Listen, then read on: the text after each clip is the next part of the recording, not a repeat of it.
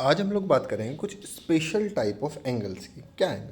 सबसे पहले देखते हैं, आपके पास मैंने आपने अपने हाथ में एक नोटबुक लेके रखी और फिर उस नोटबुक को पूरा ओपन कर दिया। अब ये जो एंगल बनेगा आप देखेंगे ये क्या हुआ, ये पूरी एक स्ट्रेट लाइन के जैसा एंगल बन जाएगा ना। जैसे पहले नोटबुक ऐसे खुलेगी, फिर थोड़ी ज़्यादा खुलेगी, फिर थोड़ी ज़्यादा खुलेगी, फिर थोड़ी ज़्यादा खुलेगी, फिर और ज़्यादा खुलेगी और फिर क्या हो जाएगी, ऐसे बन जाएगी। तो ये बाद में क्या बन गई, एक स्ट्रेट लाइन बन गई। और इस पर जो एंगल बनेगा उस एंगल को क्या कहेंगे, स्ट्रेट एंगल। तो स्ट्रेट लाइन पर जो एंगल बनता है उसको हम लोग कहते हैं स्ट्रेट एंगल। ये रहा, ठीक है। और एंगल आपको दिख भी रहा है कैसा है, ये एक स्ट्रेट लाइन है और उसके ऊपर ये एंगल पूरा का पूरा बन गया। अब इसके बाद इसको एंगल को क्या कह सकते हैं, इसमें हम इसको नाम देंगे ए ओ बी या बी ओ ए एंगल भी नाम दे सकते हैं।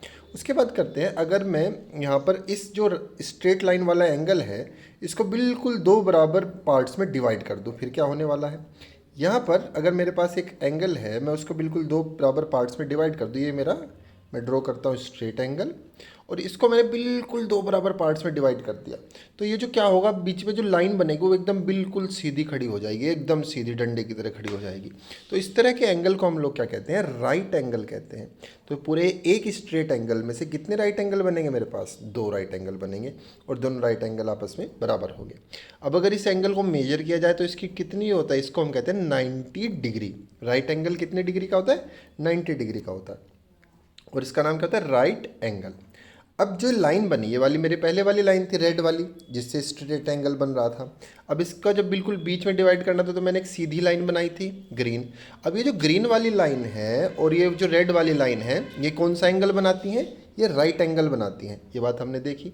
जो लाइन राइट एंगल बनाएंगी या फिर 90 डिग्री का एंगल बनाएंगी, उन दोनों लाइंस को क्या जाएगा, उन दोनों लाइंस को कहा जाएगा परपेंडिकुलर लाइन।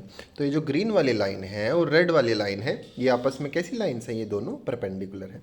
अब आप सोचकर बताइए हमारी क्लास में और कहाँ पर राइट एंगल बनता है। देखिए हमारी क्लास में विंडोज़ में बनता है, विंडो बिल्कुल राइट एंगल पर होती हैं। और कहाँ पर राइट एंगल बनता है वो आप मुझे सोचिए और फिर कमेंट्स में बताइएगा। आगे चलते हैं। अब यहाँ पर कुछ क्वेश्चंस दिए हुए हैं। उन्होंने कहा है कि join point A to other grid point in the figure by a straight line to get a straight angle. आपको ए को दूसरी किसी लाइन से ज्वाइन करना है ताकि आपको स्ट्रेट एंगल मिले। तो मैंने इसको ऐसे इधर से ज्वाइन किया तो मेरे पास ये वाला एंगल क्या बन गया, स्ट्रेट एंगल बन गया।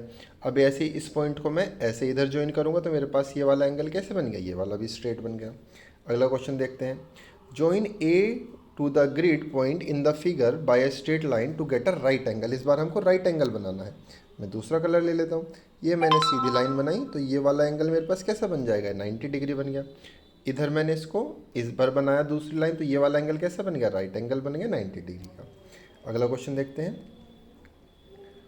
आगे कह रहे हैं get a slanting crease on the paper, now try to get another crease that is perpendicular the slanting height.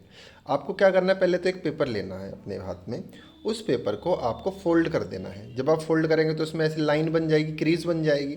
अब आपको उसको दोबारा फोल्ड करना है और दूसरी बार जब आप फोल्ड करेंगे तो आपको क्या ध्यान रखना है कि जो दूसरी क्रीज बने जब मोड़ें तो वो पहले वाली क्रीज के साथ राइट एंगल बनाती हो, यानी कि 90 डिग्री वाला एंगल बनाती हो।